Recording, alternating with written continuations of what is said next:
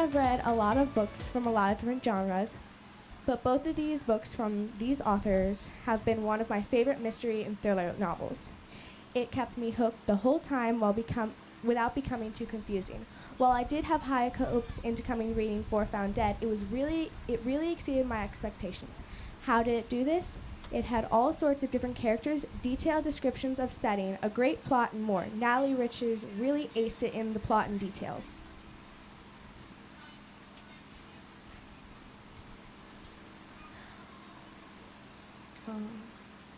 And then Vincent Tirado's book, We Don't Swim Here, completely immersed me in the setting and plot and kept me wanting more and more each time I set down the book.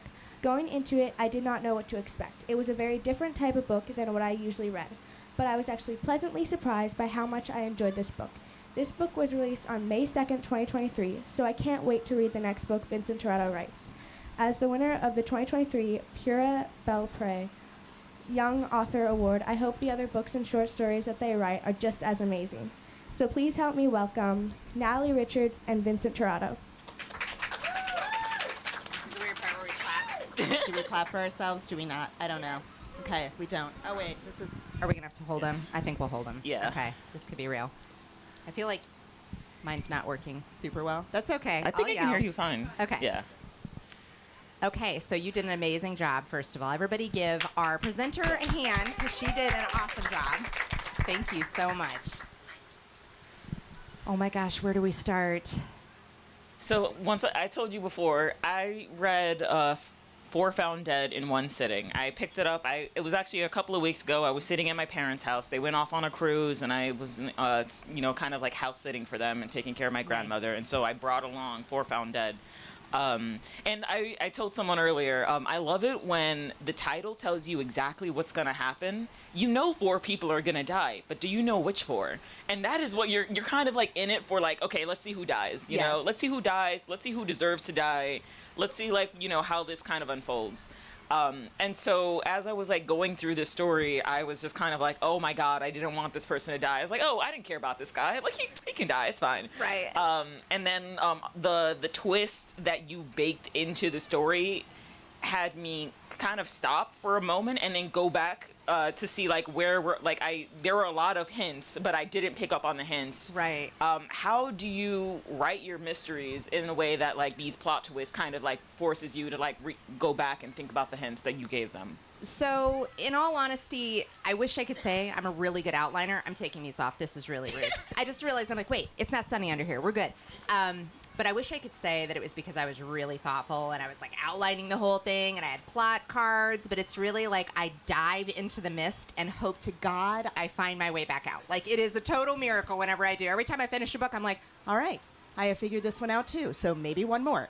But this one in particular, I think I really wanted to challenge myself. This was my 9th book, which feels really crazy. It's so many books.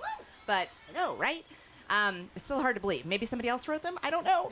But I got to the end of my 8th book, and I'm like, all right, I really want to do something I've never done before. And all of my readers, which is amazing, they come to me and say, I don't know how this happened. Like, I have no idea who did it. Like, what in the world is going on? I can never figure out your ending. I can never figure out who did it.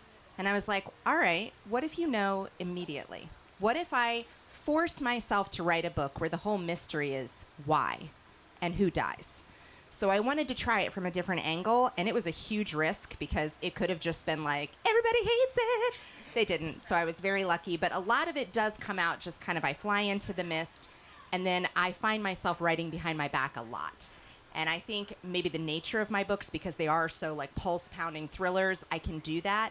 But often I'll get to the end of a book, the ending will always be a little different than I thought, every time. And then when I get there, I'll write the ending and go, wow, is that really how this book ends? I had no idea. And I'll go back through, and as I'm editing, I realize, yeah, that's exactly how it happens. So I do layer in a lot of the clues automatically without thinking about it. It's kind of an organic process, but there definitely are times when I have to go back and go, okay, that was a misdirection. I had this a little wrong. I built this character in a different way. Often it's characters I have to adjust. But since you asked this, I want to talk about Vincent's book because both of Vincent's books deal with urban legends. this is a different animal, yo. Like, that requires so much thought and so much research. And you took urban legends into a direction that, like, chilled me to the bone. It was amazing. And you made it, like, really... How did it get me in the gut and chill me to the bone at the same time? Like, that's real talent. And there's no way you just, like, flippantly were like, and that all came out on a Saturday night with Cheetos at my side. So tell me how you make that happen. So I really love horror, and I just as much love like urban legends. I find it interesting how urban legends kind of come about. I don't know if anyone here has seen The Bye-Bye Man. It's like a horror movie, terrible title, but the story is interesting, you know. And so like with The Bye-Bye Man, I was like, I'm kind of interested how they came up with like the story, and then I found out that it was based off like this short. How do you call it? It's not an autobiography. This guy just kind of like goes around America and he picks up like random stories from strangers. He kind of interviews them. And so he went... Who gives a stranger a story? Who? I mean, he was just looking for something spooky, and you can find a lot of spooky things in America. So he sat down with like a couple of people, and they all had like this terrifying story of like how they were using the Ouija board, and like all these different ghosts were always kind of pointing to this like one elusive figure called the Bye-Bye Man for whatever reason. And anytime you think it or say it, you know, he comes a little closer. And it like I read the story and I was like, okay, this is fascinating. You could have changed the name though. Like, it could have been any other name. This would have been so good if you changed the name. That's such a writer way to look at it. Like, yo, come on. Like, it was so good. And so I kind of like I look at all of the like urban legends that I see around me. I look at, you know, what was the starting point. And whenever I come to a story where I'm like, okay, I want to do an urban legend about swimming pools or like burning buildings. Okay, what is like the one like event that happens that kind of gives birth to an urban legend? Because it's kind of like a game of telephone, you know. The more you tell it to someone and then they tell it to someone else, and they like the little details get like kind of warped and changed. And so it's almost like telephone and surgery, because you have to peel back as much detail as possible so it remains a mystery, but also leave just enough of the real like story underneath. And then that's kind of how it gets you, because you have the bones there. You just have to kind of reconstruct them in a way that makes sense. Right. Well, you do an amazing job with it. Thank you. And I'm going to follow up right now with another question, because I'm here and I can do it. Okay, so this book deals heavily with water and pools, which we all know, or we should know if we don't. Pools have a very dark history in this nation. So that's a really interesting like theme in this book that I was like, wow, I have not, which I loved. I thought that was actually one of the coolest aspects to me. So was it just the urban legend portion of it that led you there, or were you like, no, because there's so much symbolism in all of this water anyway, that I kept wanting to peel back. I would like stop and go, wait, hold on, let me think about that for a minute. So was that intentional, or was that just something that started coming in? So it was intentional, because whenever I write horror books that are featuring Black people, I like it to make it true to like actual Black lives. And so with We Don't Swim Here, I wanted to make an urban legend that has to do with Black history. And so I looked into, the time period of desegregation with swimming pools, which was a very difficult time if you were Black and you wanted to go swimming. And I started to build up an urban legend kind of just surrounding that.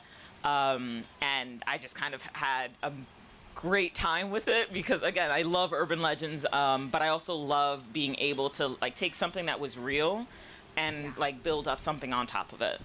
It was an incredible aspect. Like that. I have a question to ask you, though. Yes, now. I'm ready. Okay. So, in For Found Dead, you have it's all set in a mall, like a defunct mall that's it's scheduled to be, demolished. Right. And these characters who are like working in the movie theaters, they have to like give up their cell phones and their keys before they're allowed to leave. Okay. While I've never had my manager take my cell phone and keys before the start of a shift, I have to have like put them away in my own locker. So I have my own locker and stuff. But like, why did you decide? Okay, the manager is going to be holding on to, because like if anything happens to the manager, like how are you leaving? Right. That might play a factor in this book, might it? Yes. So actually, it really was generated from real life. Sometimes you do something that is a little like you have to. You have to break cell phones. You have to, as a thriller writer, as a horror writer, you have to take away their ability to have the easy fix. That's why it's a horrifying book, right? Because it's like, they can't get help. So all of my books, there is an element there where you have to take help away from them. But this was actually inspired by real life. This was not a plot device. So I had two things. My son Ian is in the crowd. Hi, Ian. He loves it when he comes to panels and gets to do this. Ian, at his job, actually has joint lockers where everybody kind of has to use the same lockers, which is real gross. But so that's one thing that led into it. And then I had kids in the high school. My two girls both had a teacher who had you bring your phone up at the beginning of class and lock it in a drawer. And then when Ian was a cross-country runner, he had a coach that locked all the phones in the Jeep because they were running, in shorts. So there were all these elements where I'm like, we are so dependent on our phones, right? Like, when is the last time you looked at your phone? I guarantee it was probably in the last 15 minutes because we checked the time, we checked the weather. So the idea of having that taken away, I think we have to in some settings. So I had this real thing, and I knew it was right for this. And I also knew it was right for this manager, who, by the way, is not a swell fella. It also took me way too long to realize how old the guy was. Yeah, that came I thought he was like only a few years older, and then I get to the end, I was like, oh, he's how old? Oh, death penalty for him. I don't care. Die. Just die. Yeah, I'm not an advocate of the death penalty. That's just a little joke, but like... I'm not an advocate of Clayton, though. He's pretty gross. Like, he's a pretty terrible person. So you wrote, okay, so Vincent, my favorite character, and I'm really interested in if anybody else, has anybody here read this yet? We don't swim here? Okay. Did you love Sweetie? Because I did. So I want to talk about that voice. Talk to me about where that, so first of all, this is it okay to say, okay, so it is a ghost. So there is an element to that sometimes I find those characters, ghostly characters, often don't have a really distinct personality. It's just all a kind of one, but I do feel like this did go there, where we have a really distinct personality and voice, and I thought it was amazing. My favorite character for sure. So tell me about how you crafted that voice, how this person came to being for you. Funnily enough, creating Sweetie in more of a 3D dimension had to do a lot with Lala, the grandmother of the main characters. And so I kind of built her up from like her relationship with this. Oh. All good. I built up her personality with like this other character. So Lala is a old Dominican woman who moved into this small town from DR in about the 60s. So in the 60s, there was a mass kind of immigration of Dominicans from Dominican Republic into America, mostly because the dictator that we had like died, and so there was a lot of like mad rush to power, and anyone who hated the dictator was like getting got left and right. So people were just like absolutely leaving. Most of them just went to New York, which is where I'm from. And so having this character was like, okay, so she is young Dominican woman. She's in this like the South in America. She doesn't really speak the language, so she's just kind of relying on what she sees. And this other character, Sweetie, and like the two don't share language. They kind of have to make do with whatever they have, but they do build up a real friendship. And so like for Sweetie, I was like, okay, you're one. Like, I'm building up your personality through, like, the lens of this character. But also, if I was Sweetie, I would do the same thing. Like, I am a huge advocate of revenge. Like, if you do something wrong to me, I'm making it everybody's problem. Like, I was just like... I love that.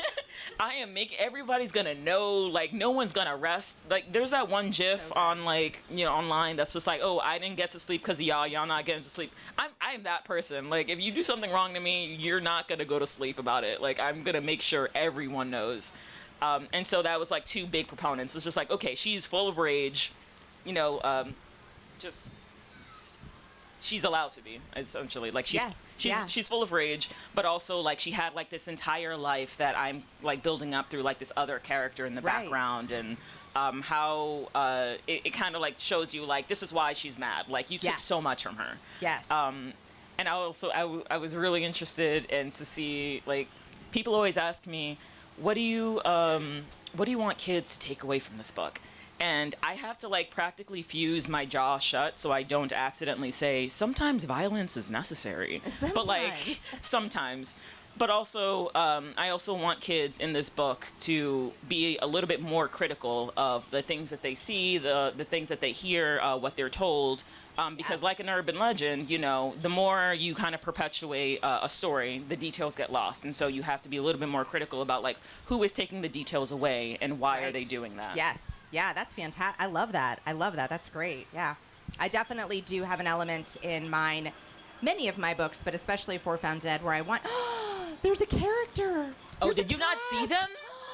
Wow. I think there's Paddington Bear somewhere. Like, really? I'm not joking. We should leave. We should go find Paddington right now and be like, the panel's on the Is that supposed to be Momo? It's Skippy John Jones. Oh, okay. I thought that was Momo from Avatar: The Last Airbender. But I mean, that's cool. Oh, yeah. See, Ian knew. Yeah. I do love the idea of, you know, being a writer for teens. I want teens to trust their instincts. I want them to listen to their own gut, because we're constantly being fed nonsense all the time.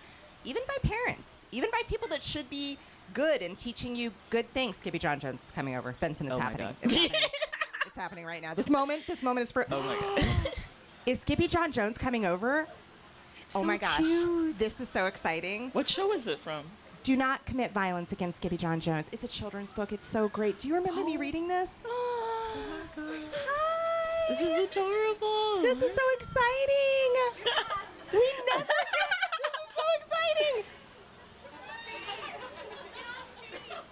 See, who knew? You were getting it all in this panel. Are you not warm, sir? This is amazing. I'm so excited. I hope you're keeping hydrated. So cool.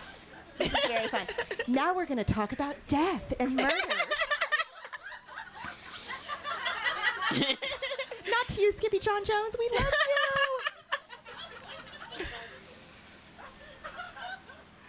So cute. He's so sassy. I love this. Oh my gosh. This is adorable. This is so great.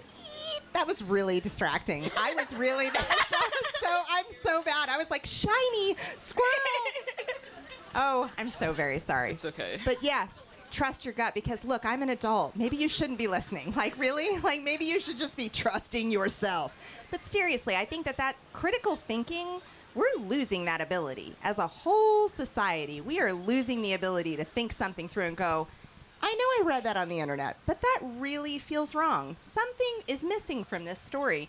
And I think that's really important writing for teens, is to make sure that you give that element of like, yeah, it is okay to be angry. It is okay to ask questions. And it is okay to doubt, to be a little sus. That's fine. Right. Okay, so your last book was 5 Perfect Strangers. This one was 4 Found Dead. Is your next book going to be like 3 something murder? What is it? We are currently, I want to talk about titles, so I'm excited. Okay. So we are currently in title testing for my next book. That's a new thing that's happening to me. Are you doing that? But my first book was, my first book is called Burn Down, Rise Up, but like the original title was supposed to be The Next Stop Is, because when you're on like the subway in New York and you get on the train, that's the first thing you hear, the next stop is. If you can hear the conductor, because he's usually like, yeah, and sometimes it cuts out and you're just like, okay, I don't know where I'm headed, but I guess this is fine. Yes. But then they did title testing and they're like, we got to get rid of it. I'm just like, but I like this. Okay, so Vincent is not alone. So there's a big thing. Everybody's like, where did you come up with your titles? I didn't. None of them. Not one yet. I got to keep We Don't Swim Here. I was close. You did? Yeah, We Don't Swim Here was 100% my title. Oh my gosh, I love that. I have not. Maybe 5 Total Strangers. I was close. I was close on 5 Total Strangers, but not completely. But no, so the real story is not as cool. I want to be like, well, there's a code in the whole thing. Read all of my books today. But it's really not. It's not. I wish I was that cool. Really what it is my first book was 6 months later, and it sold very, very well. It was a very little deal, and it just sold really well. I got lucky. That's really a lot of it, guys, is sometimes the right book hits at the right time, and it just goes bananas, and that one really did. So that book did really well, and the next book that did really, really well of mine was One Was Lost. And then the next book that did really well was 5 Total Strangers. Okay.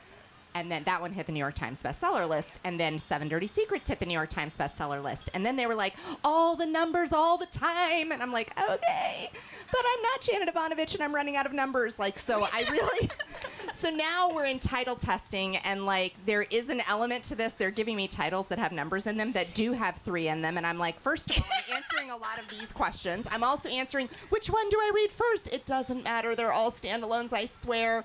And then they're like picking arbitrary numbers sometimes, like 3 deadly nights. I'm like, what? There's no nights. What? What? Where's the 3 coming from? So there might be a 3. I'm voting right now kind of hard. I have 2 titles I'm really fighting for. We're going to see what happens with the next one. But the 2 I'm fighting for are The Fatal 49. Right. I mean, I'm just saying. And then the other one, I can't remember because I'm sitting here. And if you're on stage, automatically you can't remember anything. That's fair. Like if you ask me what I read, I'm like, what? Books? What are they? The Lost Girls. Yes. The Lost Girls. Yeah. Okay. Interesting. What is this new book going to be about? This new book is, I have finally tackled a true girl book, like a true girl power book, where girls really have to come together because they are on a 49-mile hike in southeastern Utah. And if you have ever been to Utah, has anybody been there? Okay.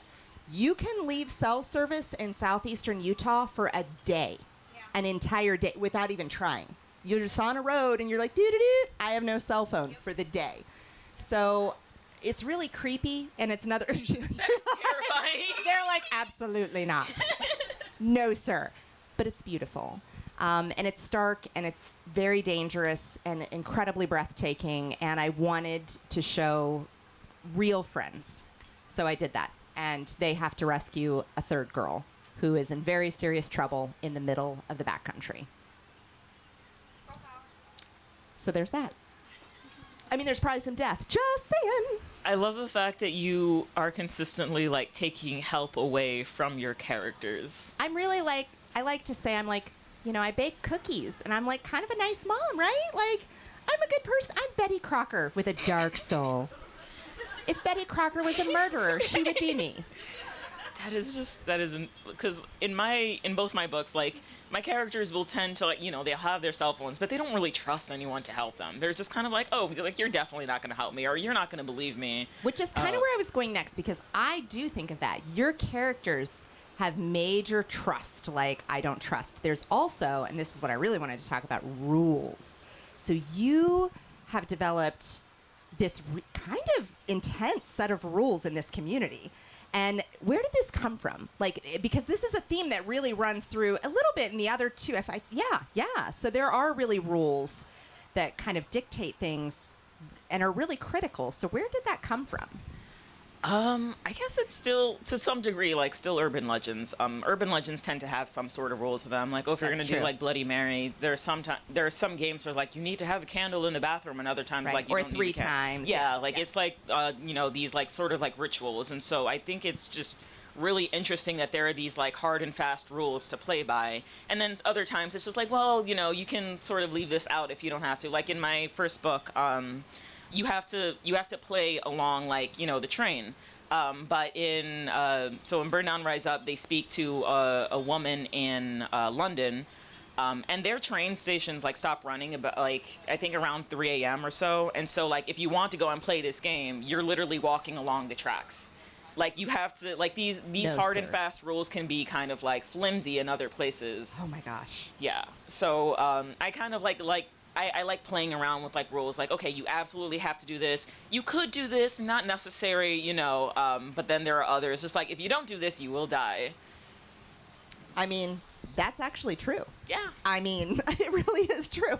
And in the scope of small town, so I've never grown up in a small town. Yes, but I have friends who have. And so one of the research I did was just asking them, like, hey, what's it like, you know, having lived in a small town? Like, what are, like, these things that, like, what are some, like, small rules that you have to know, like, sort of like politeness or whatever?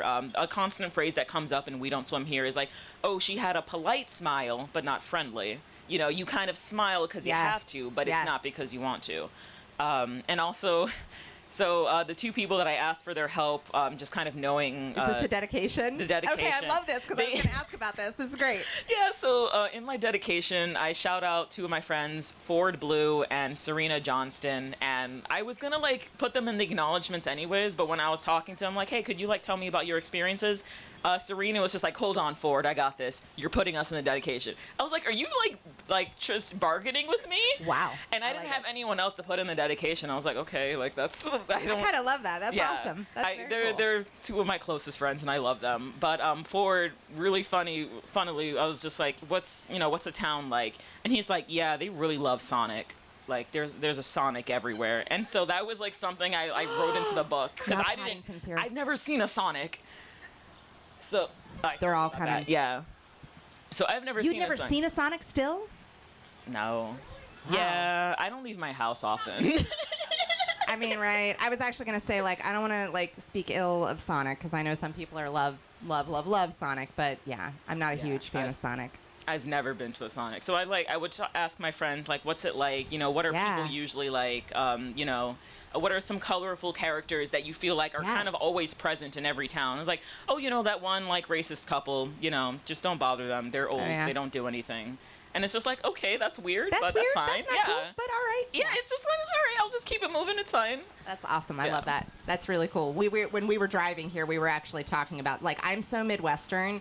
If I trip off this stage and fall on you, I'll be like, oh my God, I gotta bake her a casserole right now. Like, I apologize for everyone. Like, if you broke up with your boyfriend, it's probably my fault. I don't know him. I don't know you, but it's probably my fault. I just assume that. So I think there are, like, really... like Midwestern things. That is really true. Like, we really do have things that are very common to us. So I do think that's interesting. So why that setting, though? You have an amazing background. Like, you come from a pretty cool place. So why that setting? I think I wanted the experience of crafting like a fictional town. Because, like, I love the Bronx, and I love, you know, writing about it. But I wanted to kind of, like, build up, like, just, you know, from top down, just like, okay, it's going to be a small town. It's going to be in, you know, the South, because I think that during desegregation was especially tough on the South. And so I wanted to kind of, like, bring that, like really phone that in. Right. But also it made sense for the characters Sweetie and Lala for, like, their, you know, for their relationship. Because, again, Lala couldn't speak.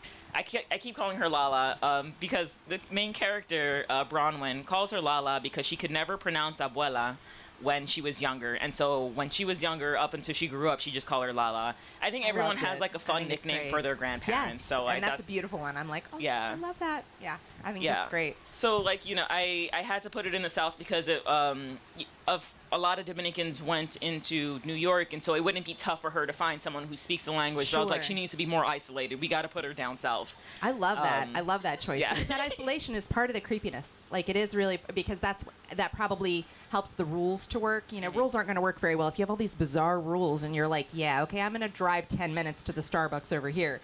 Like, it would be different. So that was a really cool element. So tell me, you've got two. What do you have coming up? What are you working on? So for fans of Five Nights at Freddy's, what? I have a great book planned that is going to deal with a non-binary kid who works at this off-brand Target. Couldn't use Target because I didn't want to get sued. And it's Schmarget. Schmarget. Bullseye. Yeah. So that was actually my agent's idea, but I was like, I'm pretty sure that's the mascot. I feel like they would probably Bullseye's the name of the mascot. Yeah. Wait, it's named? Come on now. It is named. Yeah. All right, go on. And so this kid, like, works in off-brand Target, I guess. And they're bringing in these technological mannequins from this other company called Maya that is also just an off-brand Meta. I'm just using a bunch of tech companies. I love all of this. Yeah. This is Chuck E. Cheese gone terribly wrong. All right. And this main character is obviously just like, I don't really trust these mannequins, but whatever. I gotta set them up. But then something goes wrong in the malfunctioning, and these mannequins start to go rogue, and they start to realize, oh, they don't view people as people anymore. They think that people are just mannequins who don't know how to act. And and they react very violently towards This is that. Chuck E. Cheese with weapons, and I am here Yeah. for it. So I really love like Five Nights at Freddy's, just like the good. concept of it. So I was just like, okay, I want to do this, but also here's like, I'm just gonna sneakily put in like, hey, you should be aware of human biases in AI programming. Just like slide that under the door. I am so loving this. When is this coming out? What is the title? Do we have a title? I'm calling it The Binary Wears Your Skin. I really Yeah. hope they don't change that. I really hope so either. Like I'm planning a massive like, campaign so that people will be like, just keep the title, please keep the title, and maybe Yes. my publisher will be like, fine, we'll be cool about this one time. Yes. But that's what I'm calling it. No, Man, they're weird about titles, yo. Like it's they're it's a very real thing. weird about titles. Yeah, like I really like if I were attached to titles, I don't think I'd be published. Okay, so a little bit off topic, but one book that always sticks with me because of the title is John Dies at the End. The guy does not die at all. I Wait. don't know why they call it that. It's a very No. good book, but like no. the first, like it's just kind of like, why would you call it John Dies at the End if So he doesn't die? I had a title like that where I I love my publisher. They're amazing. Sourcebooks is great. They do so many wonderful things for me. I'm here because of them. But they, one of my earlier books, I wanted to call it, all right, so this book has a boy who is a best friend of the main character. He shows up in her room after his father is hospitalized for an assault. He shows up in her bedroom with blood on his hands. Blood, hands. I wanted to call the book Caught Red-Handed. Obviously. Obviously. That's the title. Thank you. Right? So they said, let's call it My Secret to Tell. Why? She doesn't have a secret. There's no secret she's telling. There's no secret to tell. What? It was a lot. I was like, I hate this title. And it was still on the book. So to this day, if you go to Amazon, you can buy My Secret to Tell. But always remember, it's really Caught Red-Handed. There's my title horror I would story. have been so furious. Like, this doesn't make sense. But I was so Midwestern, I'm like, fine. Yes. Like, really. fair. It's really, now I think I would really fight a little harder. If I hated a title, I'd be like, and I mean, it all worked out. It was fine. Everybody was lovely. It would just, for some reason, the publisher loved that title. And I was like, okay, I guess we're doing that. So, yes, covers. Everybody wants to know about covers, right? Like, how did you come up with your cover? Like, we sat in a room and we're like, I think I shall draw it like this. People ask me, like, did you do your own cover? I was just like, no, I don't have Look that at kind that of skill cover. set. Like, oh my what? gosh. Your cover's amazing. Thank you. Were you excited? I was super excited. So for We Don't Swim Here, absolutely loved it. Had no notes. For Burn Down, Rise Up, I had many notes for the first draft. You did? Yeah, so they asked me, like, what do you want on it? I was like, it has to have a train. Like, the whole thing Yes. takes place on a train. You got to have a train. If there's no train, Right. like, I'm just going to not sell this to you. I don't know. I didn't say it that exactly, but I was like, there needs to be a train somewhere. But then the cover has, this black girl, and in the first draft, she had, like, this big afro. She had long nails. She had a face full of makeup. She had big, like, golden hoop earrings. And I stared at that cover. I'm like, she looks lovely. Looks nothing like the character, though. Like, Right, she's read the not, book. she doesn't have an Read afro. the She book. doesn't. And also, if she is about to go into, like, the mouth of hell, why is she, like, all dolled up? Right. Like, that doesn't make any, that's always, like, my hold pet now. peeve. Let me put on a little makeup. Get out the It's mat. so, and, like the one, if you're gonna have a Hoop fight, the one thing earrings? girls do Those is are take coming off the out. earrings. Yes. And she's literally like, she's holding a baseball bat, and so I'm just like, okay, so you have her looking badass. That's Right. cool. Except but like that all she's this not extra prepared for nonsense, any of yeah, that. Yeah. And also, like when I was 16, I didn't look like that. I didn't know how. I still don't know how to do makeup. Like makeup like that. That's Yeah. a minute. That's That's like, yeah. I'm gonna save the world, but hold on, just let me do my nails real And quick. it's They gotta literally dry. 3 a.m. Who is gonna wake up at like 2:30? Be like, I gotta put on a face full of makeup. Like, give Gotta me get like it some going. time. Gotta like, I'm just like, I no, gotta look really we good gotta for this. just take all that off. Like, no. Yes. So I had many notes for the first one. Second one, I was like, oh, this is beautiful. I love it. It no was notes. beautiful. Yeah. Both of the covers have been great. That's exciting. So what are they going to do for the mannequins cover? That's what I want to know.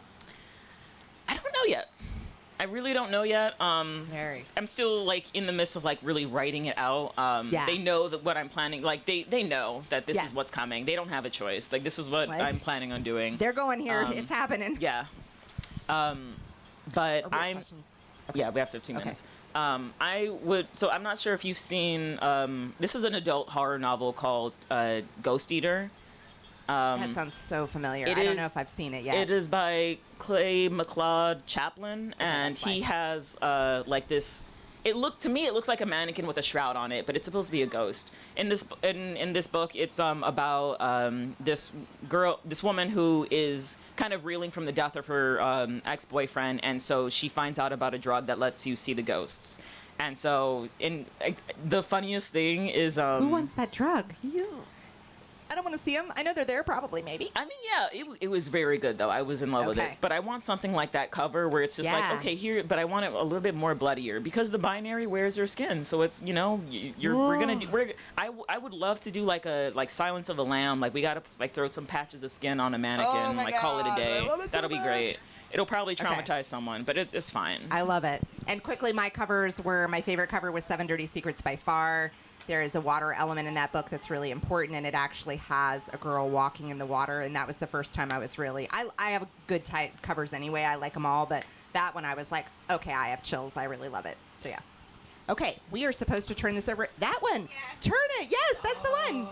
Yeah, I love this cover. It is so creepy. I really loved it. Okay, questions. We are opening it up. Anyone have questions? You have to ask questions or we sing. Nobody wants that.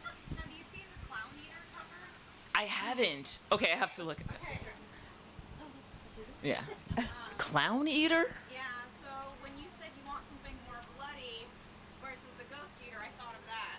Oh, that is spectacular. I love that. Oh my gosh. Okay. We're showing and telling. I'm glad Skippy John Jones is gone. This would not be his show and tell. Paddington's gone too, so it's all safe now. Okay. I love this cover, love. Yes. Oh, I love your skirt, by the way. I saw you walk. I was like, that's so They're amazing. pants. What? Yeah. Oh, those must be so They're comfortable. amazing. Oh my god. Are they cool? Are they they look breezy and lovely? I'm just very fabulous right now. You look very fabulous. So this is all good. Also, I would put on makeup before going into hell. Who would wake up at 2:30? No, right here. no. I would wake up when I'm supposed to be there. I'm Jamaican. I'm going to be late. I love it. That's fair, yeah. But I would have a full face. I love it. I love it. I had a question. Okay, so for thrillers, I'm a coward. I'm a chicken. It's really hard for me to pick them up. And then when I read them, it's really hard for me to go to sleep. And so I'm always curious, how do you, I guess, restrain yourself for a younger audience or push yourself for an older audience? Like, how do you know to strike that balance? Yes. Between, tension, intrigue, actual on-the-page horror, gore, all of those things. Right. I actually had to pull back. Like, my agent said, hey, this is great. We got to cut down the gore.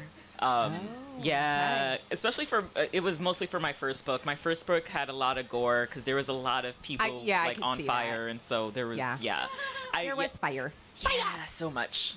I love my first book, fire. Second book, water, and next one we'll see. That's what I was kind of wondering. I'm like, is there going to be a little air, a little earth, something happening? I'm trying to bake that in somehow. Originally, the mannequins weren't even going to be mannequins. They were supposed to be like this underground creature that came up. Like it was going to be an earth themed, but then I decided to make it robotic.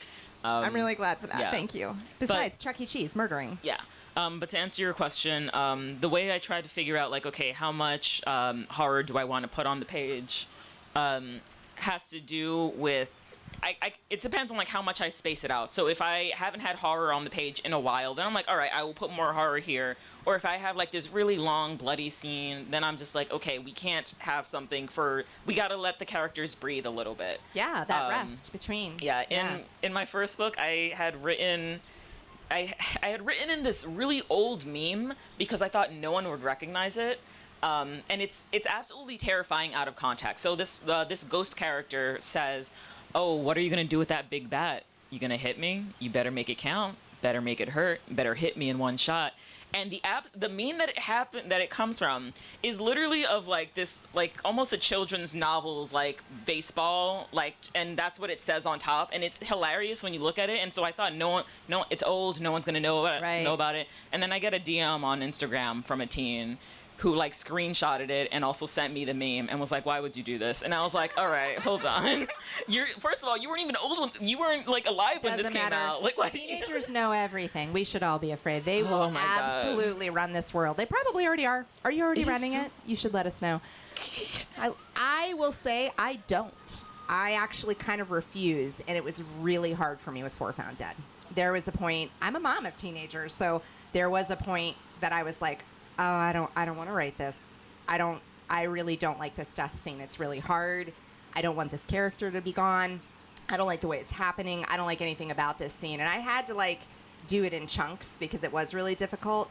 But there is also an element where your rage as an author grows as you write these scenes, like that somebody's doing this. So if I don't really authentically explore that, then I'm not feeling the rage that my characters need to feel, and therefore I can't make you feel it. So I don't pull back. I do tend to turn away from some gore, not because I'm holding back, but more because I would. That's what I would do as a person. I would not be like, let me watch that train wreck and slow. You know, I really would kind of turn away. So I'm not too gory, but I will say I do have to go there to the dark place, to the hot stove, some authors say. It's like a famous saying, I've got to go to the place that hurts or I can't make you hurt. So yeah, because that's the goal, making everyone hurt. Love us. Any other questions? Traumatize me. I'm sorry. Nobody? There's got to be somebody. We could make the poor volunteers ask questions. Yeah. We will be happy to. Yes. I write suspense thriller, and sometimes I scare myself. And I'm wondering if that ever happens to you, where you're writing and then you're like, oh my gosh, now I can't sleep because of something I've written, and how do you combat that? I think Vincent is going to rule the world. So I think in a zombie apocalypse, I'm calling you immediately because you do not seem to be afraid. Are you afraid? I'm never really afraid. Like, I'm love very it. into horror, and I think the horror has to have a purpose. If it has no purpose, then you're just trying to make me feel bad for the purpose of making me feel Yes, bad, and that's yeah. not cool.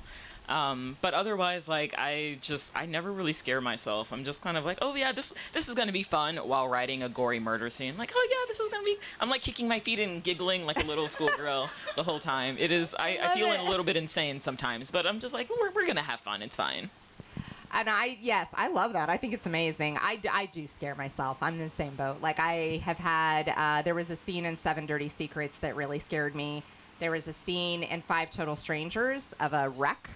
And I actually lived through a very similar wreck. Not quite as dramatic, but close. So that scene was very scary. And it's usually not scenes of like gore and death that scare me. It's more a scene where it feels very, very real and very possible.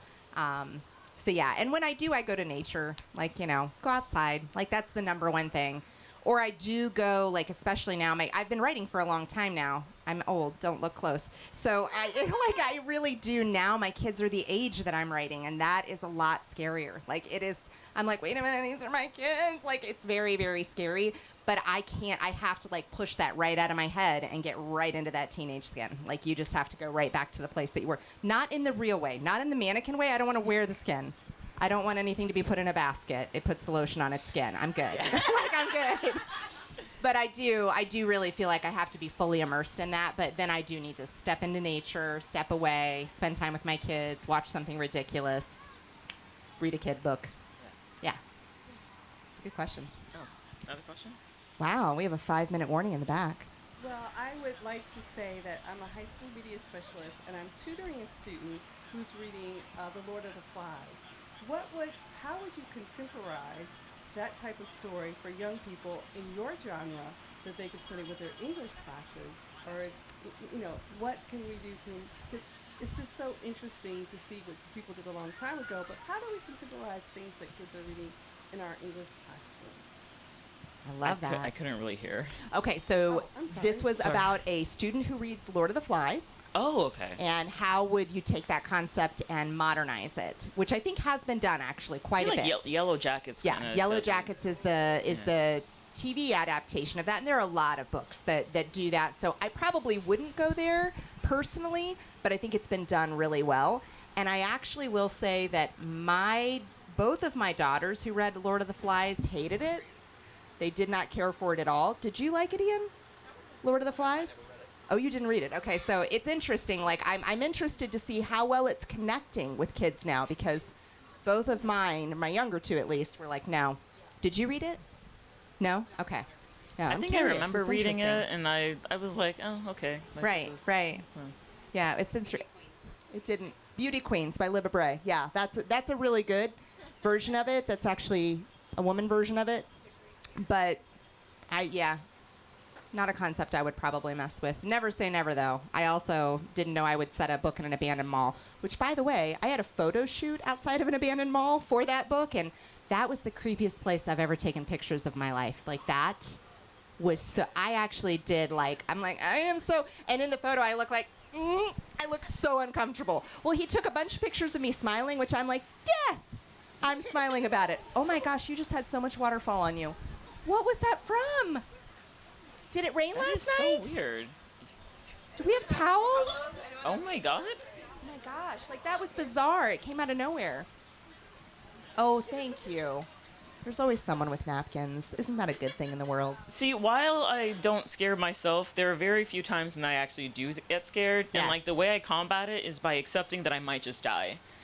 Like, just coming to terms right there. it's just Like, I'm just kind of like, okay, had so a this good is how I run. die. That's cool. All right. I'm not okay with it, but you know, if I'm okay with the thought of dying, then I'm not as scared as like, oh no, I want to live. I like it. Okay, Yeah. so I got asked this once on a panel, so I'm going to ask you because I loved it. Like, what would be the worst way for you to die?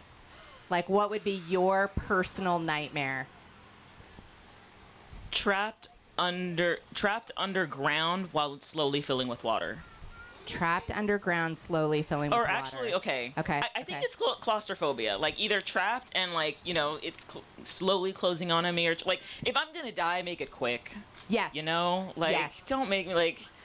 Just I if I'm gonna die, make it quick. I don't want to like die like like in an that. agonizing slow death. And I always, if I ever like imagine myself like, oh, how would I die in this situation? I'd be like, wow, this really sucks. I wish I would die faster. Right. I'm with you. Like, I Like, think I'm I not would a fan of rather, pain. I would rather go in a quick way than like a long, drawn out, terrible disease, of course. But then I do think about like, okay, a really long fall would be really bad. I don't want to think about it for that long, right? Like, I don't want to be like, I'm still going. It's not over. I'm still thinking about things. Like, I don't want my whole life to flash through past my eyes and then it's a rerun. Then I'm like, okay, we're doing it again. So that's my thing too. Yeah. Like, All right. Well, you guys have been amazing. Thank you so very much.